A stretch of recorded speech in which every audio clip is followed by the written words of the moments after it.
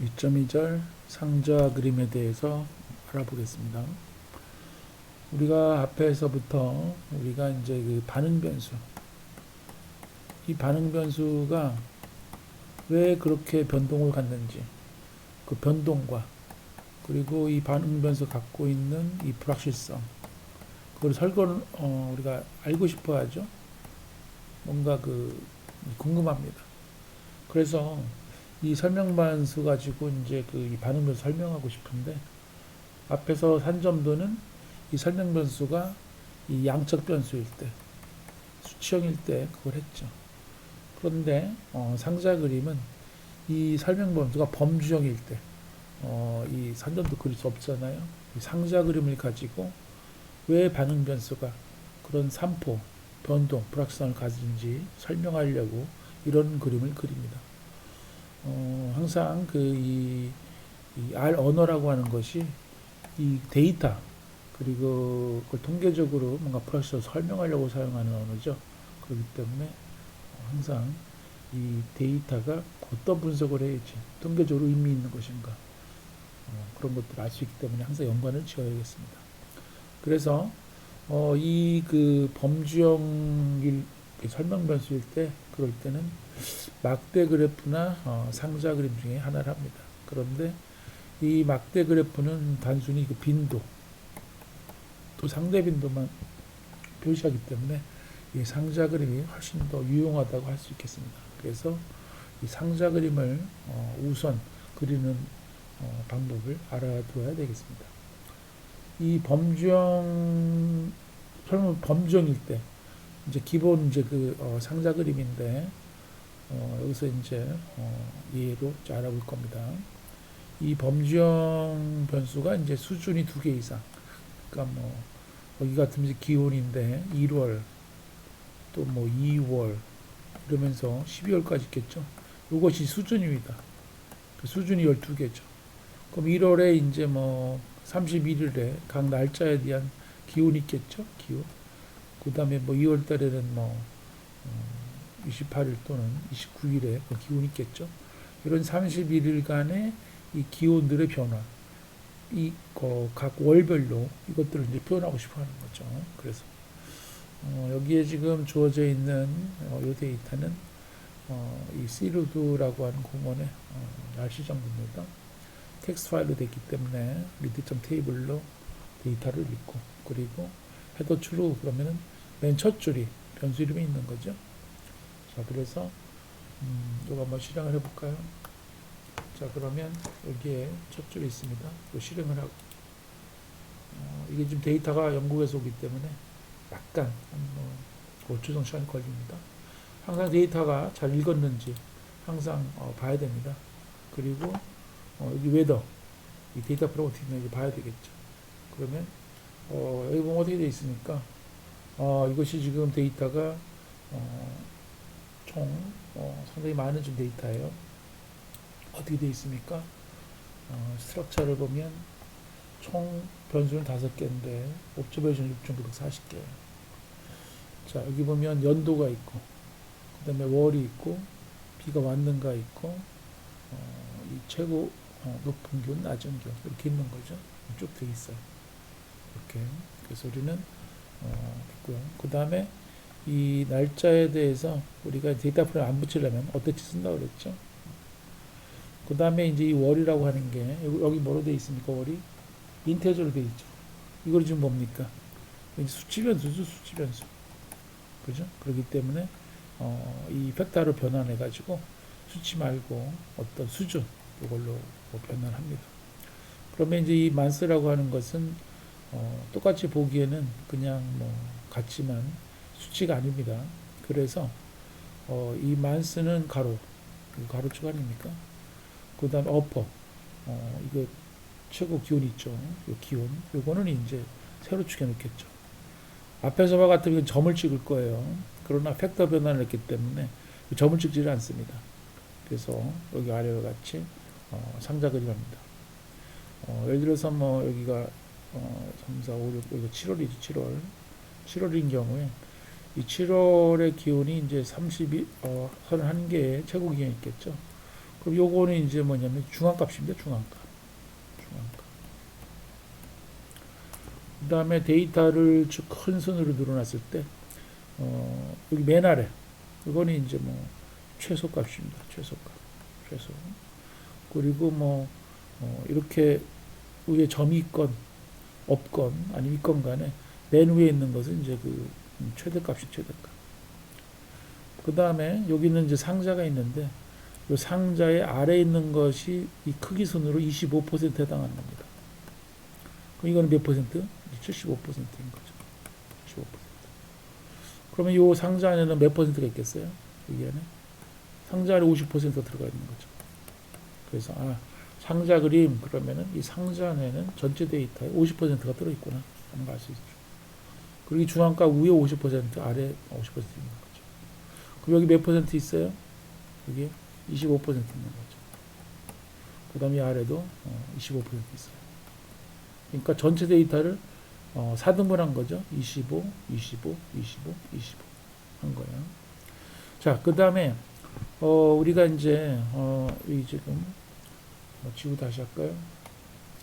자, 우리가 지금 여기 보면 요거의 길이 있잖아요. 요거를 75% 되는 데서 25% 되는 걸 뺀 거죠. 요거를 뭐라고 하면 4분의 수 범위라고 그럽니다. 범위. 4분의 수 범위. 그래가지고 요 길이에 요 거기에 1.5배를 해요. 여기에 1.5배. 그러니까 1배 뭐 이렇게. 너무 많이 그렸네요. 뭐 요 정도 좀 됩니다. 1.5배. 1.5배. 그래서 거기를 벗어나면은 조금 이상하지 않냐? 아웃라이어 그래가지고 거기를 벗어나는 거. 위를 벗어나든 아니면 요거에 1.5배. 1.5배. 여기. 벗어나지 않으면은 이제 뭐 그냥 점을 안 찍고요. 이 벗어나는 것들은 점들을 찍는 거죠. 이 8월 달에 보면 여기는 이제 8월 달에 보통 이렇게 있는데 이상 고온이 몇 번 있었다는 거죠. 이렇게, 그죠? 이렇게. 그래서 이런 것들 우리가 이제 아웃라이어라고 그럽니다. 아웃라이어. 그래서 상자 그림을 보면 우리가 전체적인 거 한눈에 볼 수 있죠. 자, 밑으로 내려가서 조금 더 확대해서 다시 보겠습니다. 자, 여기 보시면 1월부터 12월까지 있는데 여기 보면 1월 달에는 어떻게 좀 이제 최저 기온이 이렇게 이제 뭐 추운 날이 좀 있었죠. 2월 달에도. 반면에 뭐 6, 7, 8 특히 8월에 가면 영국에 이렇게 아주 더운 날도 좀 있었고, 그 다음에 뭐 12월 달은 안 그런데 11월 간혹 이렇게 추운 날도 있었고, 또 뭐 더 더운 날도 있고, 우리도 그렇지 않습니까? 이런 걸 보여주는 것이죠. 그래서 이거를 각각 월별로 이 상자 그림을 그려서 이 전체 데이터가 어떤 이런 것인지 알 수 있죠. 그 평균만 가지고 그리면은 이런 거 잘 모르지 않습니까? 아주 추운 날, 아주 더운 날, 어쩌다 이렇게 있는 것이죠. 자, 마지막으로 여기서 우리가 지금 데이터를 읽었는데 어땠지 데이터를 하고, 여기 지금 이 변화를 하는데 이걸 안 하고 그냥 그려보겠습니다. 변화 안 하고. 그럼 이제 어떤 식이 그려집니까? 잘못했네요. 아까 변환 해놔서 그런 것 같은데.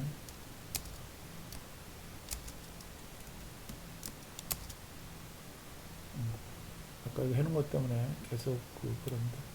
그거를, 다시 껐다 다시 하겠습니다. 자, 그래서 처음에 데이터를 읽고, 그 다음에 이제 구조를 한번 보고, 그 다음에 어태치를 하고, 팩타 변화 안 하고 그냥 그려보겠습니다. 어떻습니까? 전혀 다른 그림이 나오죠? 여기 보면 이 1월, 2월 그런데 이거를 숫자 취급을 해서 이 산점도를 찍은 거란 말이에요. 산점도. 우리 원하는 게 아니죠. 그렇죠? 볼 수 없죠. 그렇기 때문에 여기 지금 변환하는 게 중요한 이유 중에 하나입니다.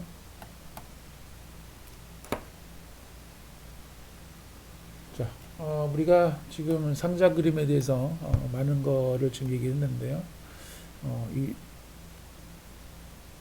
우리가 이렇게 그리면 이 중앙값 요거 중앙값이죠. 중앙값. 그 다음에 요것이 25 100분의 수, 요것은 75 100분의 수. 그죠? 그 다음에 요거의 너비, 그거를 우리는 4분의 수 범위라고 그래요. 그래서 이제 요거에 어떻게 1.5배까지 계산해서 요거의 위로 1.5배, 아래 1.5배를 합니다. 그래서 이거 벗어나면 이제 우리는 좀 특이한 것이 아니냐 그렇게 하는데 대략 2배의 표준편차에 해당한다고 생각하면 됩니다. 그 다음 4분의 수 범위는 금방 얘기한 것처럼 2개의 차이라고 했죠. 그래서 1.5를 벗어난 건 이상점, 아웃라이어로 정의하고 우리가 보면은 동그라미 같은 걸로 표현하지 않습니까? 그 다음에 이런 것들을 사실 우리 뭐라고 그러냐면 수염이라고 그러는데 휘스커입니다. 휘스커 수염이라고 그럽니다. 그래서 벗어난 겁니다. 그래서 우리가 이 상자 그림이 중요한 이유는 데이터 위치한 것뿐만이 아니라 이 산포도 얼마나 퍼졌는지 알 수 있기 때문에 매우 중요합니다. 더군다나 이 상자의 아래 위의 길이를 비교하면서 비대칭의 심각한 정도를 알 수 있어요. 그 다음에 이상점 발견하는 데도 좋고요. 그러니까 이 그림 그려보는 거 필수죠. 이런 거 안 하면서 분석하면 안 됩니다. 하지만 이제 상자 그림 가지고 추정 모수 이런 건 없어요. 자, 이번에는 좀 더 상자 그림을 그리는데 좀 더 한번 멋지게 그려볼까요? 어떻게 하려고 그러냐면 여기 보면 우리랑 같아요. 근데 여기는 이쪽은 겨울 아닙니까? 겨울. 겨울에는 조금 이제 좀 추운 색으로 춥게. 이쪽 여름에는 좀 따뜻해 보이는 색으로 해가지고 이 시각적 효과를 좀 나타내려고요. 뒤에서도 좀 다룰 건데 이 아래에서 제공하는 이 팔레트 색상의 벡터들이 있어요. 그 중에서 첨자를 가지고 이 색깔을 골라서 우리 사용할 거예요.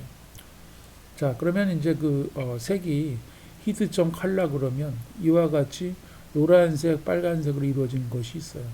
그래서 1월부터 12월까지 하려면 1월에는 춥고 또 12월 가면 또 다시 춥지 않습니까? 그래서 차가운 색에서 뜨거운 색, 차가운 색을 하고 싶어요.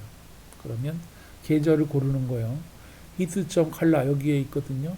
그래서 12개의 색깔을 가져옵니다.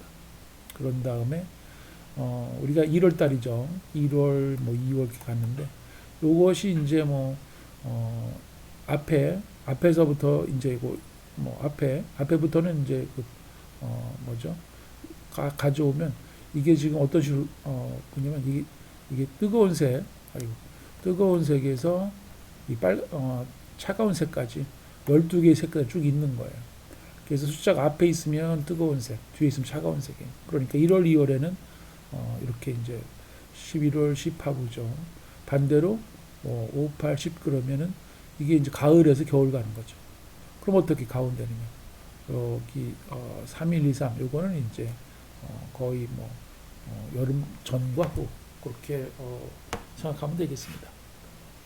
자, 그래서 위에랑 그린 거는 똑같은데 컬러만 이 계절별 온도를 가지고 해서 하면은 이런 아래 그림이 이제 그려집니다.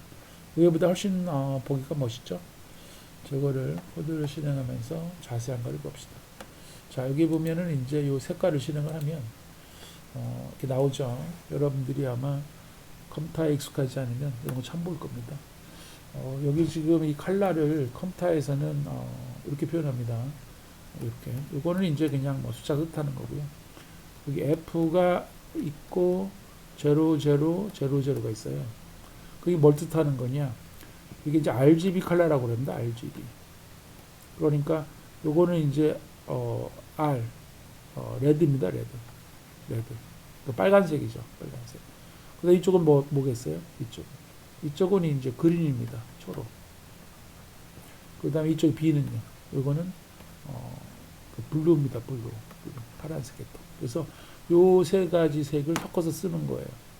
그래서 뒤에서 좀 더 자세하게 설명을 하겠습니다만은 요거 나타냅니다.